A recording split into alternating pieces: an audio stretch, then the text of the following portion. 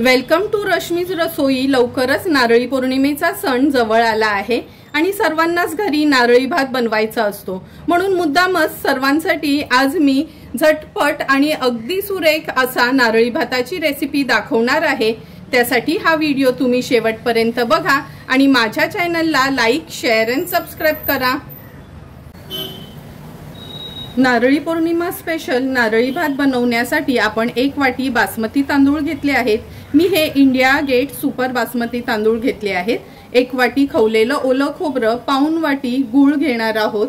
2 tablespoon आपण तेल वापरणार आहोत। आपल्या आवडीप्रमाणे ड्रायफ्रुट्स वापरणार आहोत। त्याच्यामध्ये मी काजू, बदाम, मनुके आणि पिस्ता घेतले आहेत।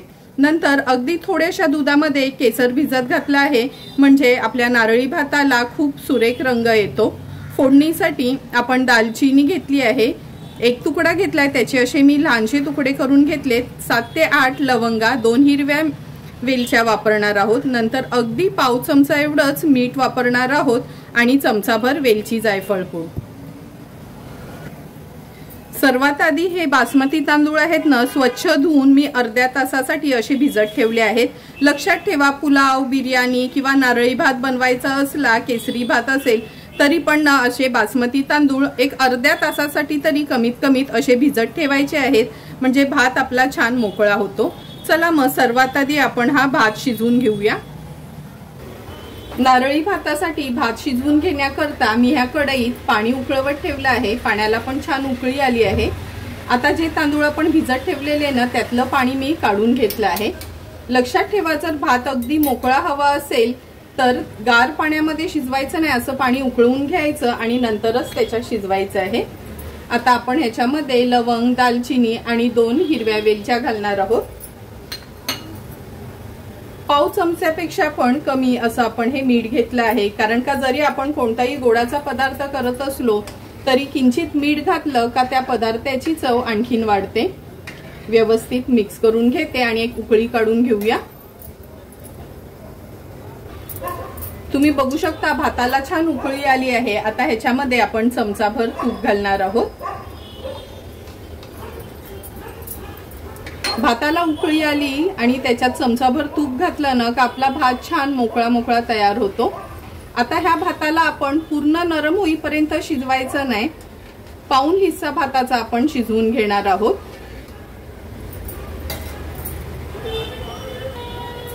हे बघा, जवळपास आपला भात हा शिजतच आला आहे।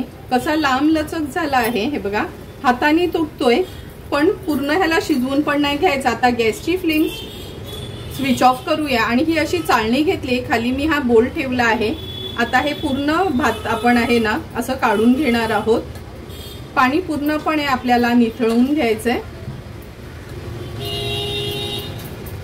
थोडा थोडा करून सर्व भात मी असा ह्या चाळणीवर काढून घेते। तुम्ही बघू शकता, थोडा थोडा करून सर्व भात आपण हा असा चाळणीवर काढून घेतला आहे। आता हा ना मी फॅन खाली ठेवते आणि थोडासा गार करून घेते। गार करून नंतर आपण खोबऱ्याच्या चवमध्ये शिजवून घेतला ना का छान आपला नारळी भात मोकळा होतो। तुम्ही बघू शकता, आपण शिजवलेला भात गार झाला आहे आणि अगदी मोकळा मोकळा पण तयार झाला आहे। लगेचच आपण नारळी भात बनवायला आता सुरुवात करूया। नारळी भात बनवण्याकरता गॅसवर आपण ही कढई ठेवली आहे। अगदी चमचाभरच पाणी घेते मी ह्या कढईत। नंतर हे बारीक चिरून घेतलेलं गूळ आहे ना, ते आपण ह्या पाण्यावर घालूया।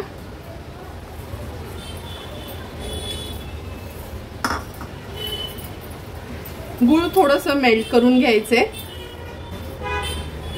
हे बघा, गूळ पण आपलं मेल्ट झालं आहे। आता 1 वाटी आपण हे खवलेलं ओलं खोबरं घेतलं आहे। हे या गुळासोबत छान आपण एकजीव करून घेऊया। गॅसची फ्लेम मी मीडियम वरच ठेवली आहे। गूळ कधी पण ना असं पिवळसर घ्यायचं नारळी भात बनवताना, म्हणजे आपल्या नारळी भाताला पण छान पिवळा रंग येतो। त्यात आपण थोडा केसर तर वापरणारच आहोत दुधात ऍड करून। आता हे छान मी एकजीव करून घेते।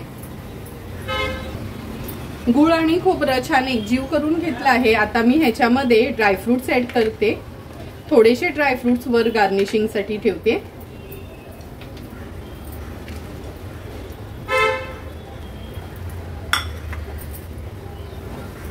ड्रायफ्रुट्स पण गुळ आणि खोबऱ्यासोबत छान परतून घ्यायचे। आता याच्यामध्ये मी वेलची जायफळ पूड ऍड करते। व्यवस्थित मिक्स करून घेऊया।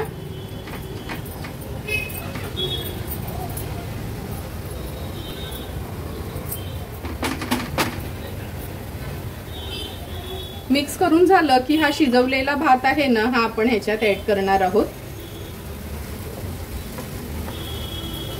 तुम्ही बघू शकता चाळणीवर काढून थोडा पंख्याखाली ठेवला ना, कसा छान मोकळा हा भात तयार होतो। व्यवस्थित मिक्स करून घेते।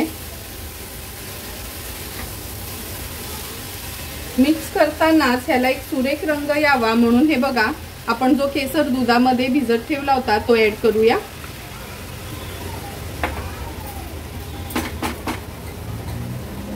चमचाभर तूप घालते।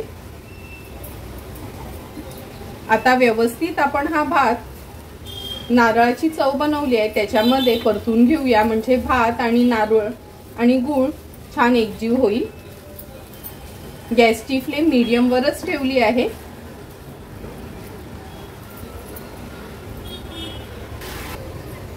भात व्यवस्थित परतून झाला ना की आपण ह्याच्यावर आता झाकण ठेवूया, म्हणजे खोबऱ्याच्या चवीमध्ये हा भात छान एकजीव होईल। गॅसची फ्लेम अगदी लोवर ठेवली आहे आणि 4 ते 5 मिनिटांसाठी वाफ काढून घ्यायचं आहे। 5 ते 6 मिनिटं झालेत। आता आपण झाकण काढून बघूया। तुम्ही बघू शकता किती सुंदर आणि झटपट असा आपला हा नारळी भात तयार झाला आहे।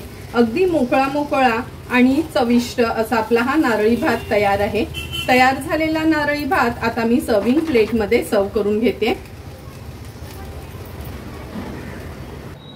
सुंदर असा तयार झालेला आपला नारळी भात आपण ह्या सर्विंग प्लेट मध्ये सर्व करून घेतोय। तुम्ही बघू शकता किती सुंदर टेक्स्चर आला आहे। जेवढा दिसायला छान दिसतोय तेवढाच टेस्टला पण अगदी सुंदर झाला आहे। तुम्हाला पण जर मी बनवलेला ह्या नारळी भाताची रेसिपी आवडली असेल तर तुम्ही पण माझ्या पद्धतीने हा नारळी भात या नारळी पौर्णिमेला नक्की बनवा आणि मला कमेंट करून सांगा की तुम्ही बनवलेला हा नारळी भात कसा झालाय ते।